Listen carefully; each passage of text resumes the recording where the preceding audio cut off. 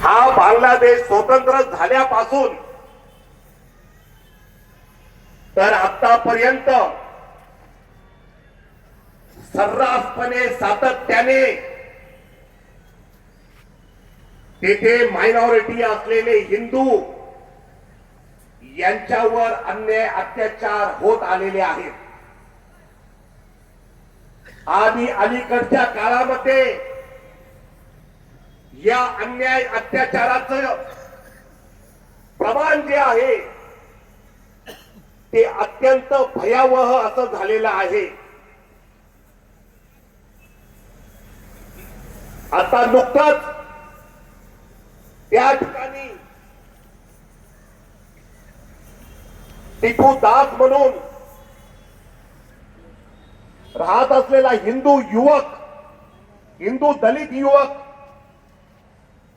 याची तेथील कट्टरपंथीय मुसलमानांनी अत्यंत निर्दयीपणे हत्या केलेली आहे.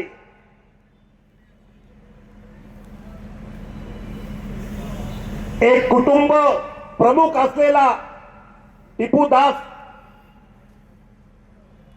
याची कुठल्याही प्रकारची चूक नसताना ईश निंदेचा त्याच्यावर आरोप लावून त्याच्यावर जमाव जो आहे कट्टरपंथीय मुसलमानांचा जमाव त्याच्यावर तुटून पडला.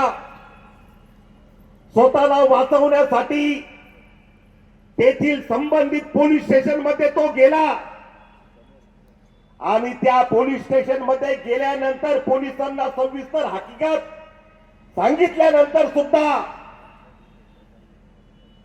त्या कट्टरपंथीय पोलीस स्टेशनने सुद्धा त्या निष्पाप टिपू दास या हिंदू दलिताला त्या कट्टरपंथीय मुसलमानांच्या तावडीत दिले.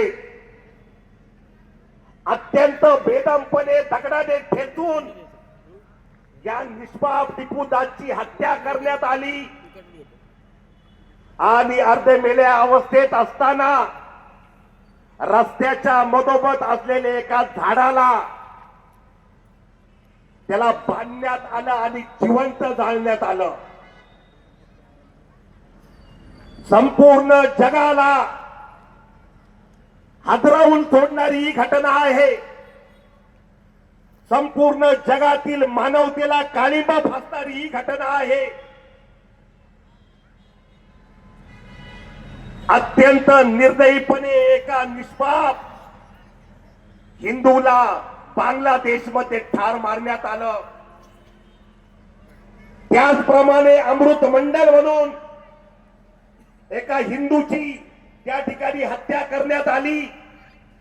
असे सर्रासपणे बांगलादेशमध्ये अल्पसंख्याक असलेल्या हिंदूंवर मोठ्या प्रमाणावर अन्याय आणि अत्याचार होत आहेत. त्यांच्या हत्या केल्या जात आहेत. धर्मांधतेचा बुरखा घातलेले, कुठल्याही प्रकारचं तर्क नसलेले असे हे जिहादी मानसिकतेचे हिंदूंना काफिर म्हणून संबोधतात.